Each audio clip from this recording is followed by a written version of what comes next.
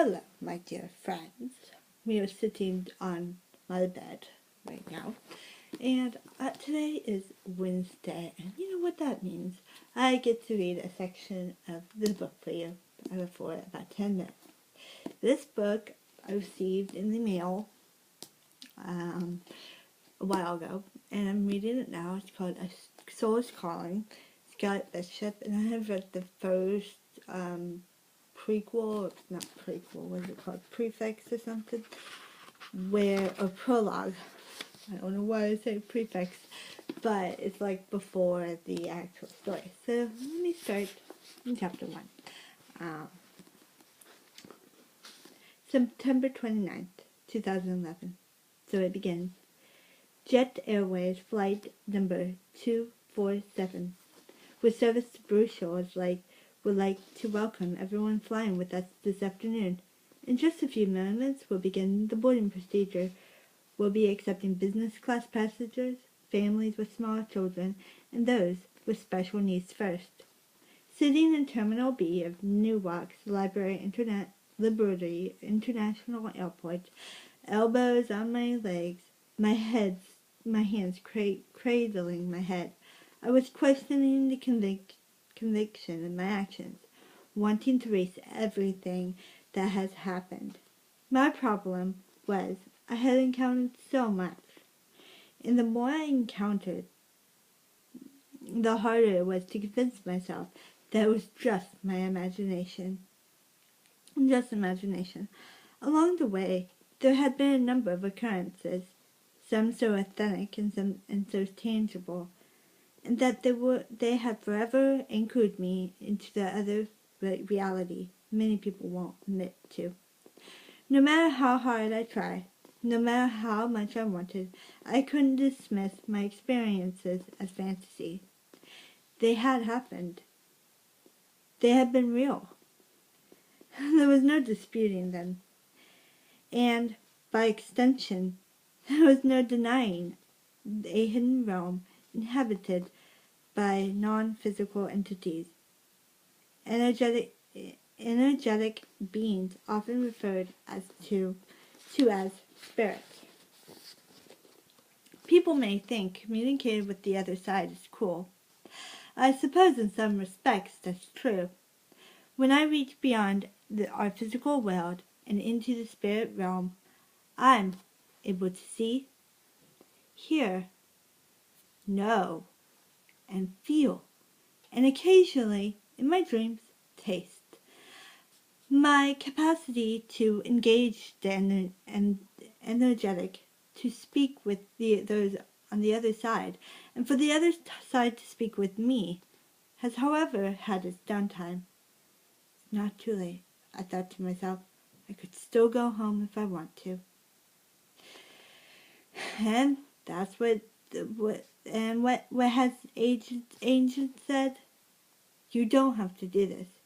Humans will eventually be alright. When she had given me this message, the word eventually had felt so very far into the future, hundreds and thousands of years into the future. In the months leading up to this trip, she had tried to warn me about something. It was like she wasn't too keen on the idea of setting out on this trip. That I had been risking too much in pursuit of an outcome which was not carved in stone.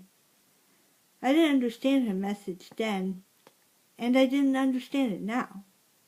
Sitting, waiting to board the plane, but Angus had been empathetic about her misgivings, something which was unusual for her.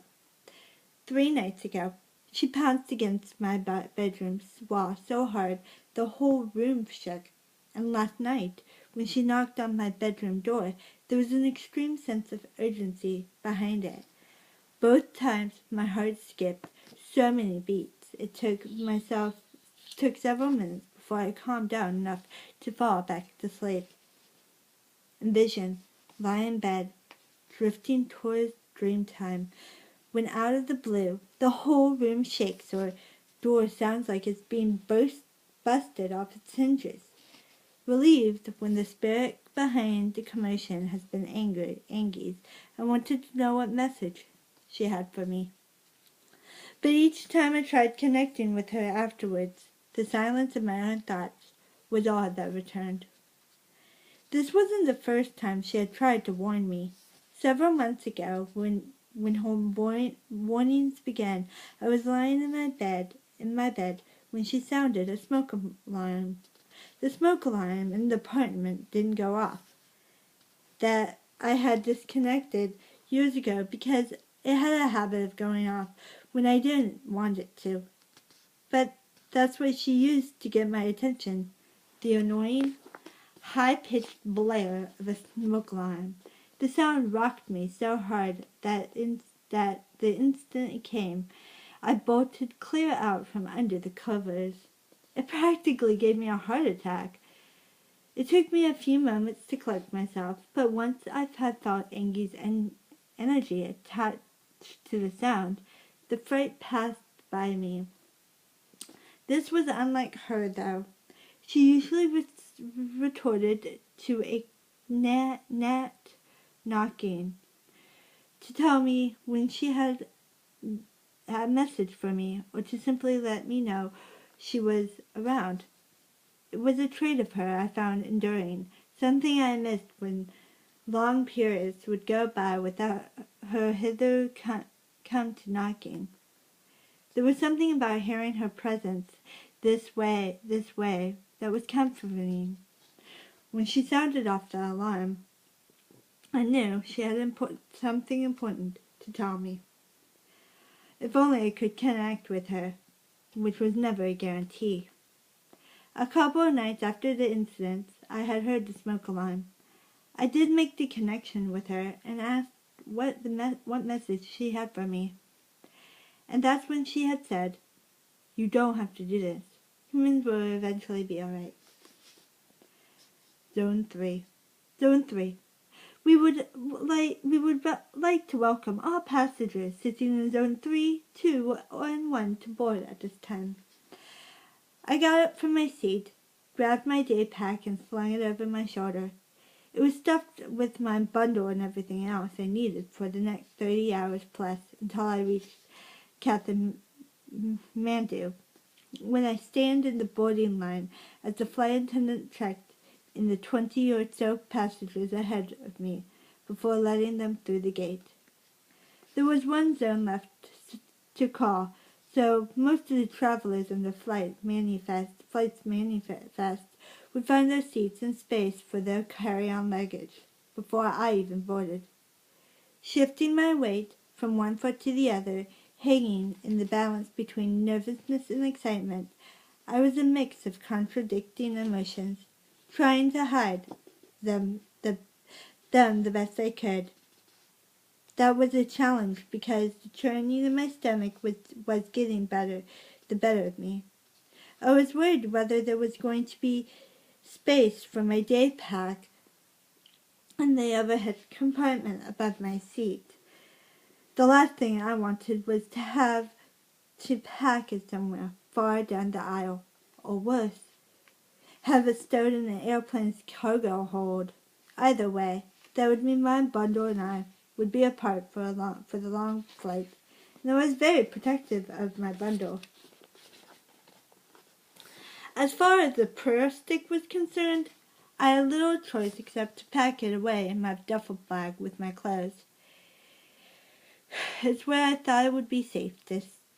Although the TSA rules didn't prohibit passengers from carrying pieces of tree limbs on board, just the same, I wasn't about to chance they'll consider it a sharp object or make me leave it behind.